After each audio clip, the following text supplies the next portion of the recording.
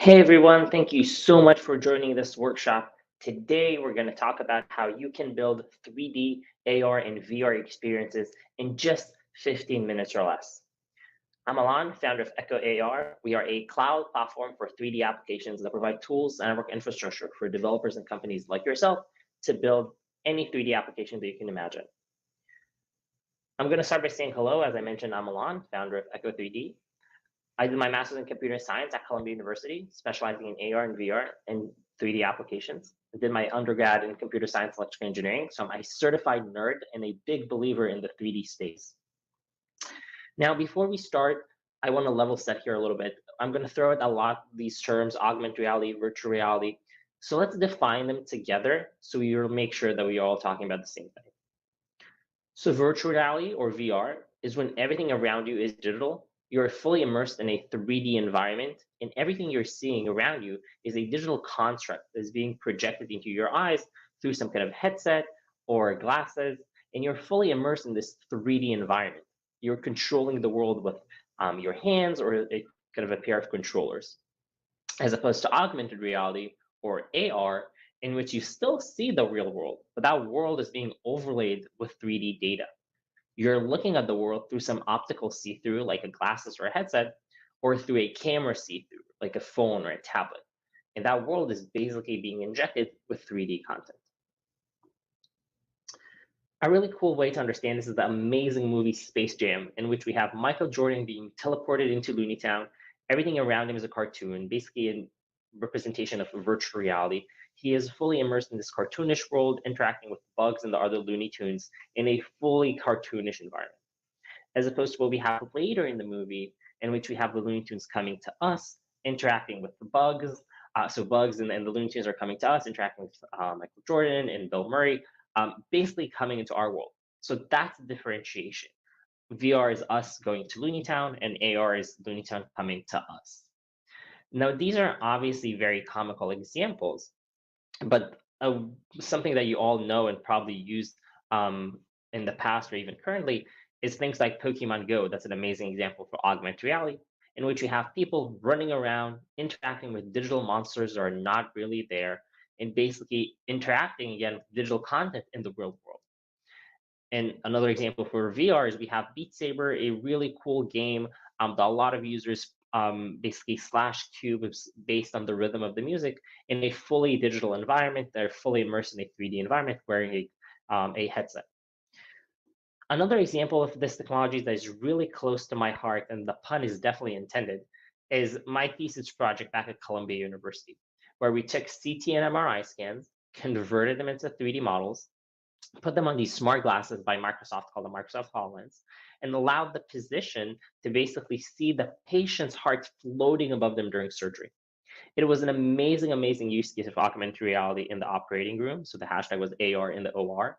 But basically allowed the physician to get a 3D reference map of the patient's anatomy in real time. An amazing use case, very useful. But in order to achieve that, I had to do something that I really, really hate. And that's waking up super early in the morning. I had to go to the hospital at 6 a.m., take those 2D scans, convert them to 3D models, deploy them to application, rebuild it on the glasses. And that process was so frustrating. It took so much time. And as a developer, I only wanted to do two things. I wanted to manage 3D assets and deliver them to an AR device. And when talking to other developers and companies who are building applications for retail and shopping and industry and data visualization and gaming, they're all said the same thing. There is no easy way to manage and deliver 3D data. But if you think about this problem is already solved for 2D.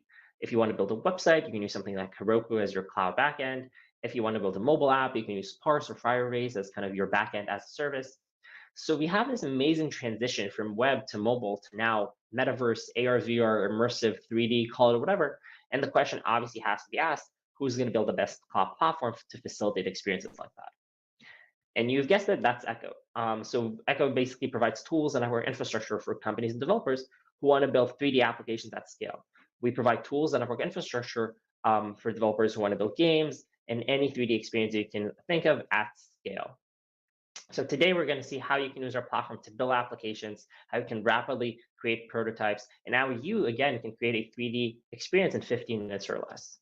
If you have any questions and you're watching this live, feel free to jump into the chat on YouTube. And after that, also join our Slack channel to ask additional questions. So let's dive into some more concepts and then do a live demo, play around with the platform and create applications together. So the same way you don't need to be a web developer to update a blog post, you can drag and drop an image or video and suddenly they appear in web and mobile. Or if I'm in New York and you're in California and we're both watching some episode on Netflix, we automatically get the best streaming experience. We translated these concepts of content management and delivery into 3D, basically allowing you to manage and deliver 3D data and get the best 3D streaming experience. And what's interesting here is this kind of bi-directional connection between content and location, content and target. You as a user, you can't move an image or a video on a website, but you can definitely move a 3D avatar across the game or a 3D couch across the room. And that needs to be updated on the cloud. So we've basically built this 3D content management system and delivery network that really helps you build applications super, super fast and allows you to manage content all over the world in 3D. You can go to our website to register for free or use the link that we provide the event organizers to basically allow you to register. I'm going to drop the link right here as well. And now we're going to basically transition into a technical demo that basically shows you how to use our platform after you register to build applications. So I'm dropping the link right here in the chat. So once you go to our website, you can register. You will get an API key that will allow you access to our platform. So once you can access the platform, we have basically get your key. This is your project key. You can have multiple projects, which means multiple collections of 3D assets that you can use. And we also have integrations with many, many software platforms. If it's game engines like Unity or programming languages like Java and Swift, basically build applications on any device anywhere. So once you register, you get that key. On the left, you're seeing our platform. On the right, you're seeing my phone. And now we're going to start adding some data to the cloud and play around with it. So I'm going to click the Add to Cloud button right here. It will allow you to add images, videos, 3D models directly from local storage, or use our collection of 3D assets already kind of preloaded in our search engine to basically inject them into your application. We have over 75,000 assets available for you to use and a very nifty search engine that you can find, again, royalty-free assets to use in your application. Well, let's start with something simple. I'm going to upload the asset of the Empire State Building to our cloud. What happens right now is that we take that 3D model that is very suited for 3D printing, for example, and we convert it so it will work in 3D, in AR, and VR. Our system will process it, store it on the cloud, and will basically make sure that it works on any device out there.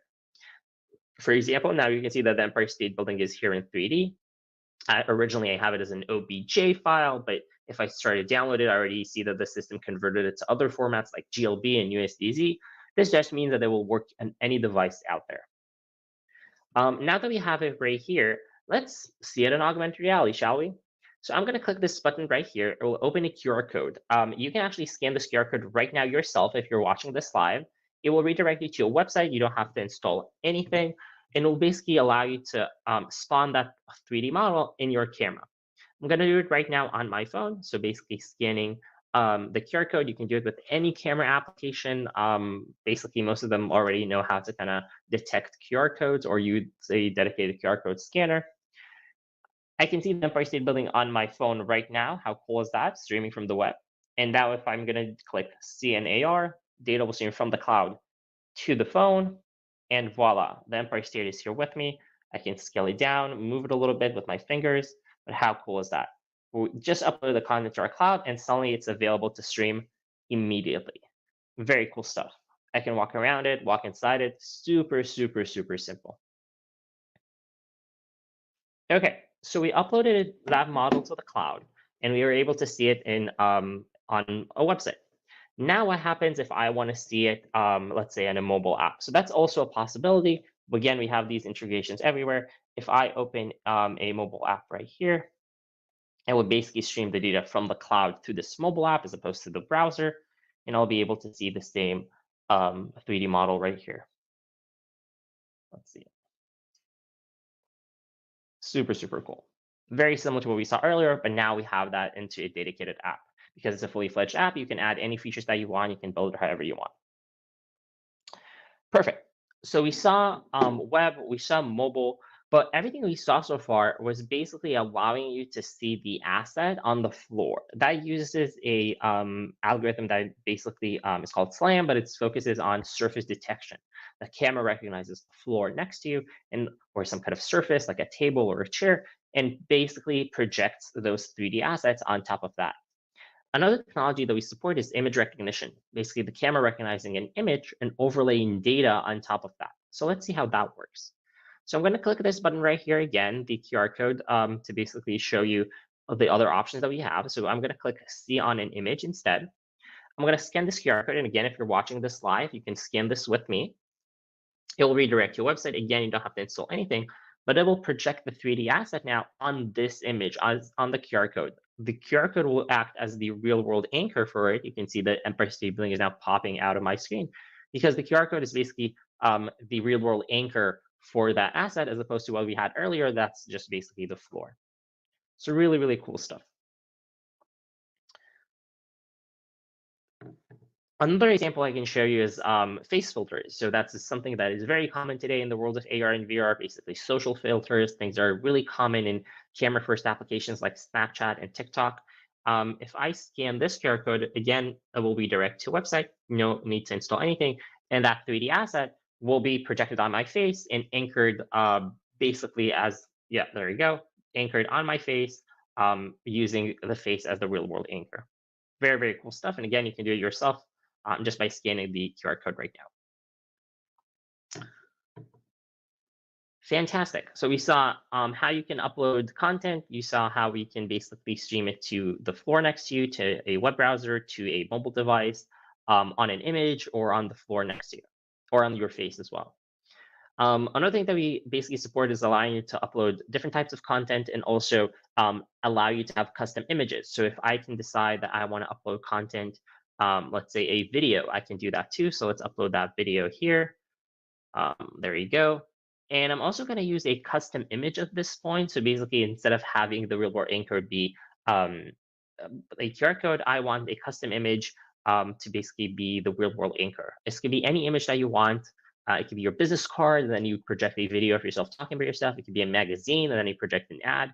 It could be an instruction manual, and then you show a video that basically details how to do those instructions in augmented reality. And all you have to do is, again, just upload it to the cloud and choose the image target option.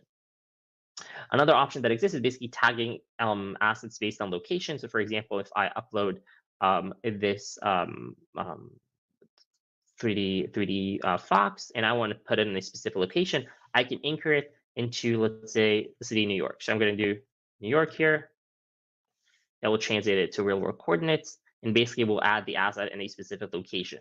That means that you can build location style experiences like Pokemon Go with our console with just a few clicks, basically tagging different assets in different locations. Let me also upload an image, basically allowing it to show that you can upload any type of content. It could be 3D assets, it could be images, it could be videos. So let's throw that in as well. Again, our system will automatically convert and compress all these assets and make sure that they're available to stream to any device anywhere. So we see the 3D model here, we see the video. Maybe I'll scan the see on an image. And again, if you're watching this live, you can do it too. Redirecting to a website, no need to do anything technical. Camera will open up, but now when it sees the QR code, it doesn't actually overlay data on top of that. And that's because, again, we chose to use a custom image. So if I open that image, basically as on full screen, camera will recognize it, and there we go. We see the video playing on top of the image as its real world marker. Super, super simple. There you go. The video is basically projected on the custom image. And again, this image could be anything you want. Fantastic. Same applies for images. If you upload just a 2D image and you want to place it on the wall next to you, you can do that really, really easily. I can even open it in the browser right here. So if I have all these assets right here, when I click this button, basically gives me a shareable link that I can share on social media or share with friends, and that will redirect them to the same website that we were redirected by basically scanning the QR code. If I take this kind of this URL redirects to a website, and you can already see the image in 3D. See it in AR means that you'll be able to put it on the wall next to you as a 3D sticker. Super engaging stuff, super easy for kind of try before you buy experiences and kind of e-commerce experiences that want to showcase artwork or want to showcase NFT cards. Really, really cool stuff that you can generate by just dragging and dropping assets to the cloud. Let me also share this link. I'm going to share maybe a link here in the chat that you can always go to see the Empire State Building. Perfect. So we saw how you can upload content. We saw how you can upload different types of content. We saw how you can basically upload images and videos and 3D assets, how you can see them on the floor, how you can see them on an image, how you can see them on your face. But now let's do something a bit more technical and see how we can basically use those assets into a fully fledged game engine and build applications that are a little more technical. So I'm going to open Unity right here. That's a game engine a lot of developers like to use to build 3D applications and games, usually either just straight up 3D games or also AR, VR experiences. I'm going to look at this empty scene. There's nothing here, basically an empty kind of VR space. And once I download our Unity SDK, I'll be able to double click it. It will integrate into the game engine, and then I'll be able to see the Echo 3D game object. I'm going to inject the API key, so the same project key that we have here. I'm going to put it right there, and I'm going to press play. Data will stream from the cloud to the game engine. Again, similar to how earlier we had that streaming to the device. And voila, all the data that we have in the project is streaming. We see the image, the video playing. Maybe I'll rearrange it a little bit. I'm going to delete the video because it's playing in my ear. And I'm going to rearrange data a little bit. So I'm going to use metadata to basically affect the experience in real time. So I have the Empire State Building here, and it basically covers the fox. So let's move the fox a little bit. I'm going to do x equals 10. Bam, the fox is just moved. It is visible suddenly, and it's not under the Empire State Building. If I want to animate something in real time, I can do that too. When I again go back to this kind of metadata dashboard, I'm going to do something like direction equals right. And then here, bam, suddenly it starts rotating in real time. So this is obviously a very simple example, but it is to show that you can basically project any data that you want. You can change it in real time. You can inject the data, basically updates into your application just by clicking a few clicks. And that means that non-technical team members can affect the way the application is running just with a few clicks. If I stop the experience from playing, everything disappears. Nothing actually persists on memory. All the data is coming in from the cloud to the game engine, and you can basically build applications that are really, really small and change those assets remotely and basically create an experience that is very, very dynamic. If I press play again, the application will rerun. Data will stream from the cloud to the game engine again, and we're seeing the same experience that we had earlier. And look how cool was this. This basically recreated the same scene that we just have. The fox is 10 feet away from the building is rotating. So what we have here is a stateful content management system that basically remembers the state of the scene and allows you to recreate it each time that you play the game or that you kind of launch the experience. Perfect. So now let's do something a little more complicated. It's going to be a little more technical, and we're going to basically create a kind of through coding where we're going to add some features to the application. So every 3D asset that uses Echo has a custom behavior script attached to it. It's a simple script in Unity format that basically you can edit to add any feature that you want. So for example, if you know C# or any other kind of any other object-oriented language, you should be okay. But if not, that's fine. It's really, really simple to edit and change. So for example, here we have a simple script in Unity format that has two really main functions that we're going to talk about today. One is the start function, evident by its name, happens when you start the application. And then one is the update function. That is basically a really interesting one. It basically runs every single frame. Remember, you're coding in 3D now. That means that there's a scene being rendered, almost like a video being played. And every single frame, you can run this, function. Because of that, you have to be really, really careful about the complexity of this function. If it gets stuck or hangs, it will basically crash your entire application, because then your application will crash or hang. Remember your kind of CS fundamentals. Make sure that you're not basically destroying your app by just putting kind of code that runs here indefinitely. You can look at this function as almost like a while true loop or like an infinite for loop that constantly is running, and basically make sure that it doesn't get stuck.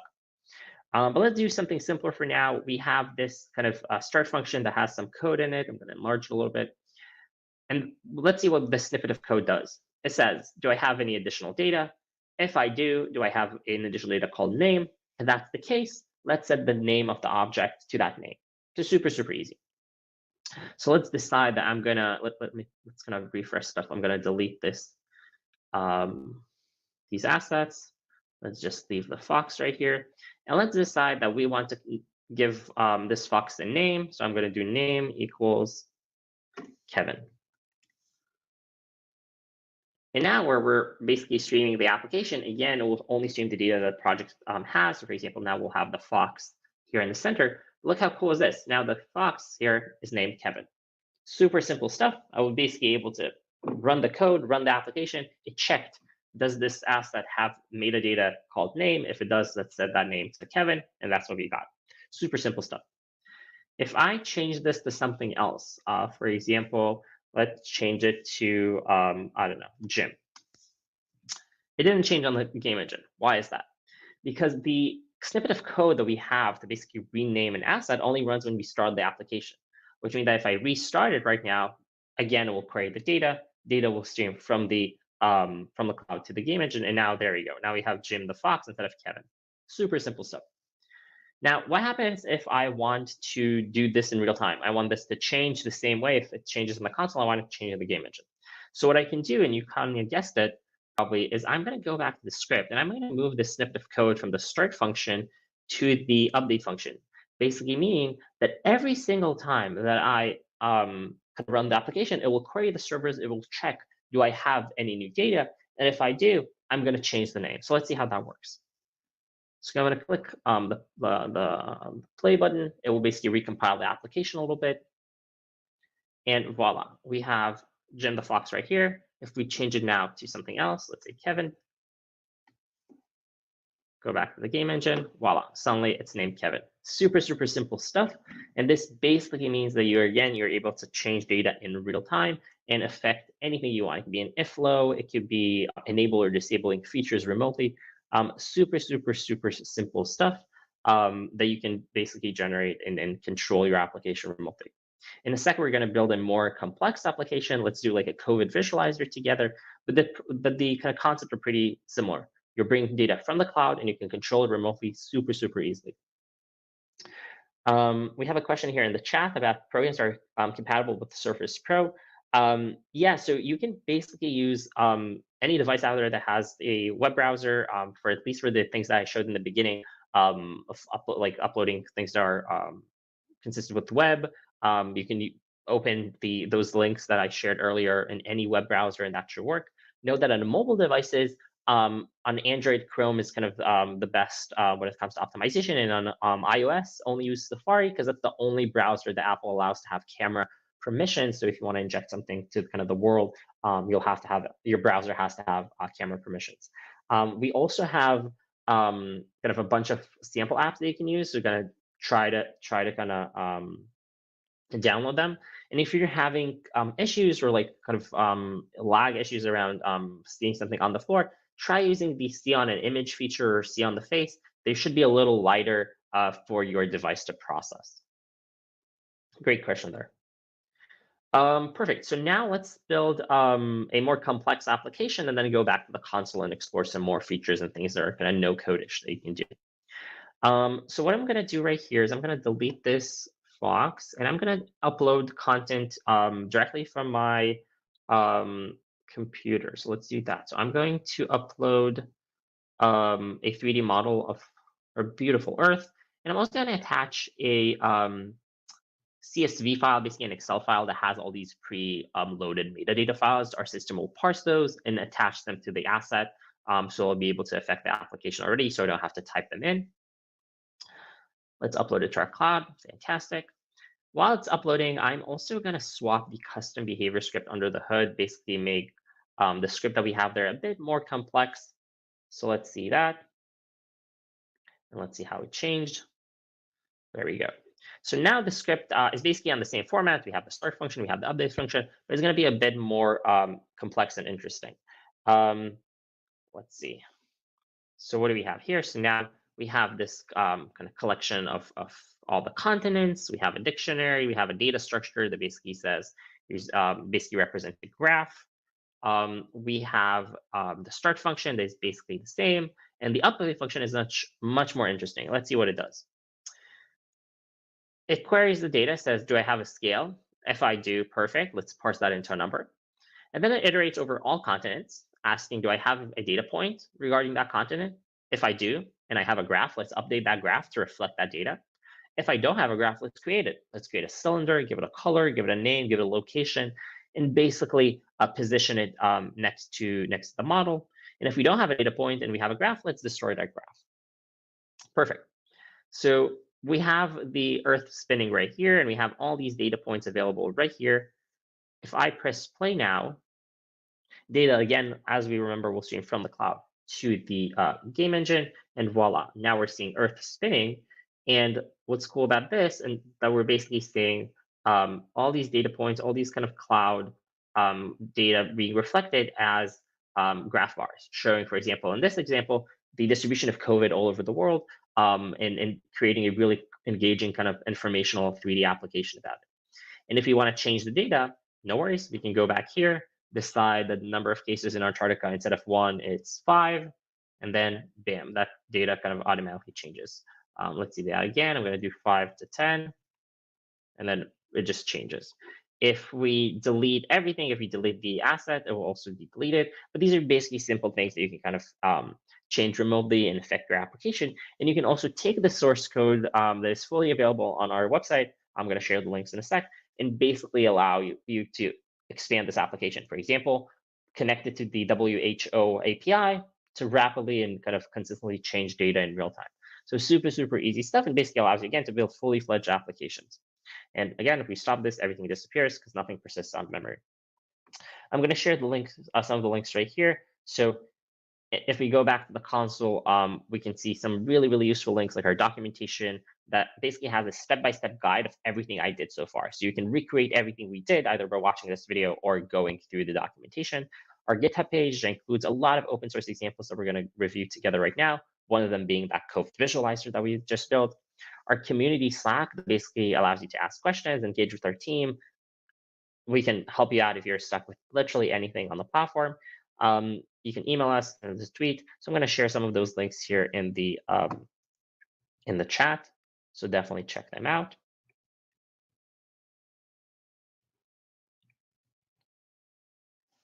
Now, when we go to our GitHub page, we basically are able to see like a bunch of really cool and engaging open source examples. I'm going to open some of them just to share the things that you can do in 3D. So, for example, let's see, what do we have here that is really cool? Here's one that we did for interior design. Here's a car racing one. Here's a freaky museum. And here's a remote work one. Let's just open some of them just to kind of export together. But again, all of these are amazing open source examples that you can use right now to build really cool applications. So let's review some of them. For example, here's an interior design demo that basically shows furniture in augmented reality. Here's a car racing game that you can build in 3D. Just inject the right models, the track, and the game kind of mechanics. Here's a demo that uses image recognition, basically bringing a museum to life with images and videos. Here's a cool example of a remote work one. You basically inject a 3D avatar that you can kind of interact with in 3D. Here's the COVID example that we just did. All the source code is there. Maybe I'll share that in the chat as well if anyone wants to kind of recreate it right now. And here's another educational demo for like a solar system app that basically allows you to visualize distant planets, literally just a few clicks. Fantastic. So we reviewed some of the resources. Let's go back to the console, see what else we can do, what other kind of no-code features do we have, and what control you can have on your application. So obviously you can switch a theme, dark being the default. You can add a data, basically like we saw earlier, that you can kind of manage the data that is associated with each asset. You can also add kind of metadata that is associated with the entire application. So an example I gave is a company that used us to build like a murder mystery game, and they had basically different assets associated with different scenes. So scene was the metadata associated with each asset, but also had global data on users and on the entire application, like the time, date, and stuff like that, that basically affect the entire application. You can add data, you can delete data, you can basically add whatever you want just with just through typing all through text, and then you can kind of parse that into your application. You can manage your subscription of Echo. You can see how much bandwidth, storage, and API calls you're having, basically how much cloud resources you're consuming. You can see the distribution of content around the world. For example, when we added that Fox in New York, or where your users are coming from, and really see what servers are supporting your application. You can manage security verification, see which people have access to your assets, how basically you can collaborate with your team on the same project. You can see insights on your applications. For example, we just streamed the globe, so we see kind of a spike in usage. But that's, again, that will affect any asset that you upload. Basically, you're able to monitor how your application is doing and what content is performing. In the world of e-commerce, for example, if you have two couches, one is green, one is red, you can see which couch sells more, just because you can literally see all the analytics and how people are engaging with that asset. You can see the user distribution all around the world. And you can also do, and that's kind of part of our kind of enterprise offering, you can actually custom control how your content is being compressed and converted. You can say, I want this asset converted by 35%, for example, and then you can literally have that asset being kind of polycount decimated and get a much smaller version of the asset just with a click. Convert it to a 2D thumbnail, compress it, rescale it. A lot of kind of really cool kind of features that are also available through API. So everything you see on the console is also available through basically an API call that basically queries the same data. Other stuff they can do, and maybe I'll do that on the Empire State Building, is basically edit models live. So let's say you're working with a team and you have some person who's in charge of adding assets, and you have another person kind of in charge of building the application, instead of them going back and forth about like changing the assets and like how to edit them, you can actually edit the assets in real time in the console. So for example, let's say Christmas is coming up and I have this Empire Steel Building, and because it's Christmas, I want it to be colored in Christmas colors. So I'm basically going to change the colors right here, and that will automatically reflect in the application. Super easy stuff. Basically allows you to easily change assets and easily kind of affect how they perform just with a few clicks. So you don't have to go back to the drawing board or some 3D software, modeling software to basically change how your assets are looking. You can literally do that with a few clicks and add that to the console that will reflect in your game. If you're creating an experience and you want to have seasonal content, that is a perfect way to do so. Another thing that you can do, which is really nifty, is basically have that WebAR experience that we saw earlier be very customized. So, for example, you can add buttons, and you can add your logo, and add like a bunch of kind of cool stuff. For example, here I just added the button text, but it can be anything you want. You can have buttons that redirect to different URL. For example, you're selling a product and you want to add a button that basically redirects users to buy it now, or you want to add your company logo, or you want to prompt a message to add more information. You can all do that with just a few clicks. You can add sounds to the experience. You can change its background, add some camera capturing capabilities, and all will be automatically available to basically add to your WebAR experience. Super easy stuff. And again, really kind of no code. You don't have to do anything technical like we did earlier with actual coding. Our tutorial page basically allows you to see a lot of kind of frequently asked questions, see a bunch of free, open source demos like we already kind of discussed from our GitHub page. Like look at this kind of face tracking one, or the art visualization, or this kind of 3D portal, or here's a cool game, or here's one of the engineers who built a makeup tutorial. Really cool and engaging stuff. You're only limited by your imagination of what you can build in 3D. And here we have a bunch of examples to help you kind of explore that. And now for my favorite page, this is an inspiration page. It is filled with amazing examples of 3D, AR, and VR. If you're looking to kind of build something and you need some inspiration of what I can do, what do I want, you can use the inspiration page to basically see all these really fantastic examples of what other people are using 3D in their industry, or also how they're specifically using echoAR and Echo 3D technology to basically build applications at scale. So here's a few examples of like some of our clients doing an art exhibition with the murder mystery game I mentioned, or this kind of NFT trading card game. Really cool stuff. Some of them use game engines, some of them use surface tracking, image recognition. Here's a bunch of examples around COVID, like this COVID face visualizer. Really cool and engaging stuff in 3D that you can build right now. So register the platform and basically go through these examples to again get inspired of what you can build in 3D. Really cool stuff.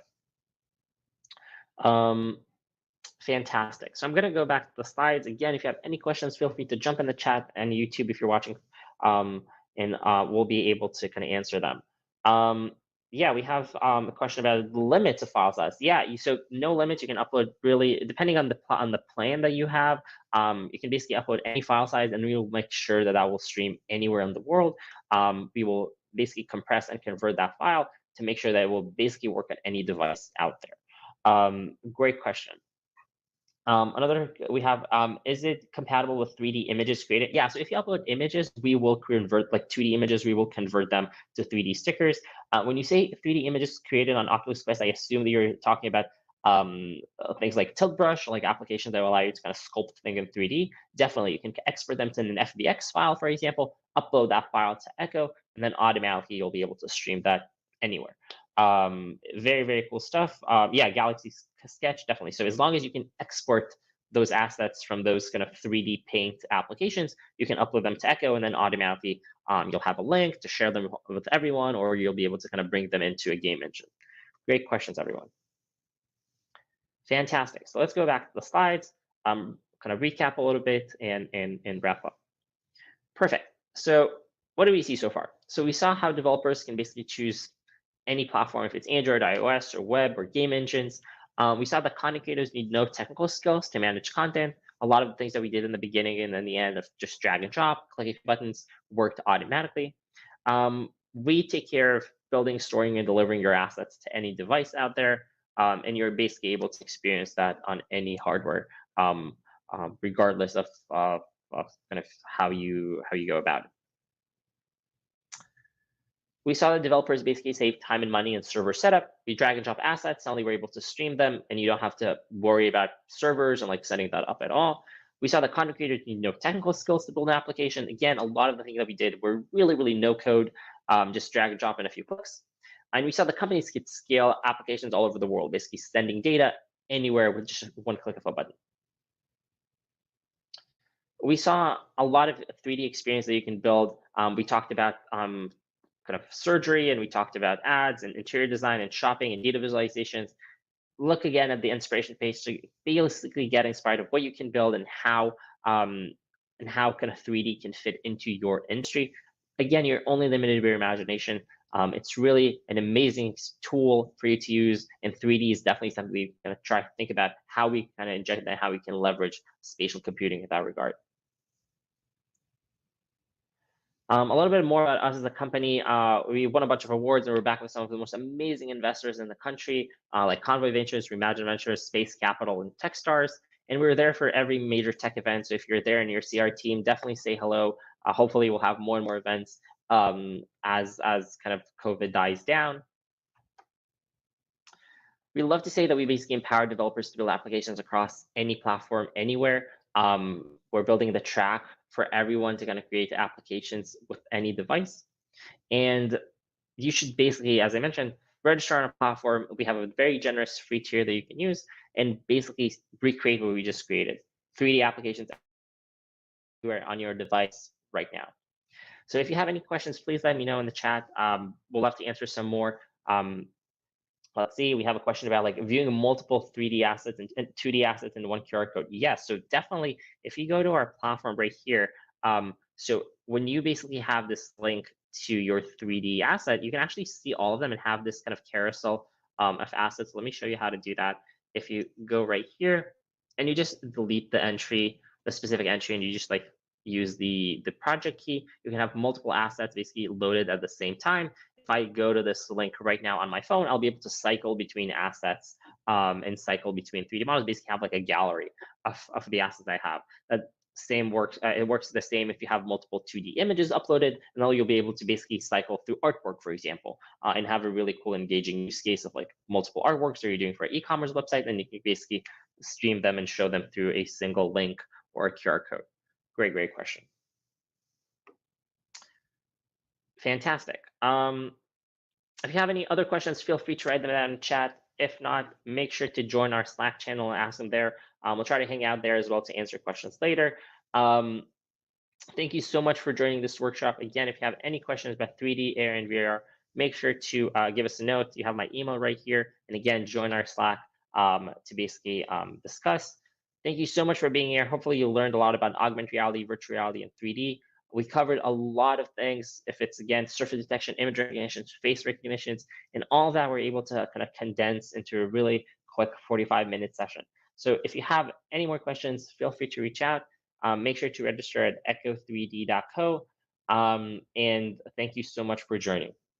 We have a question here. Is it possible to integrate AR with a Flutter app? Yes. And also in our platform itself, we have a Flutter SDK that you can use and a fully fledged kind of open source Flutter application that you can use. I'm going to drop the link in the chat right here. Basically, fully open source project that you can use and it will allow you to build applications really, really quickly. So you don't have to kind of do a lot. We already kind of did that integration for you. Fantastic. Thank you so much, everyone, for joining. Have an amazing weekend. Stay safe and healthy, and make sure to register to Echo 3D to create really engaging 3D experiences. Have a good one, everyone. Thank you so much.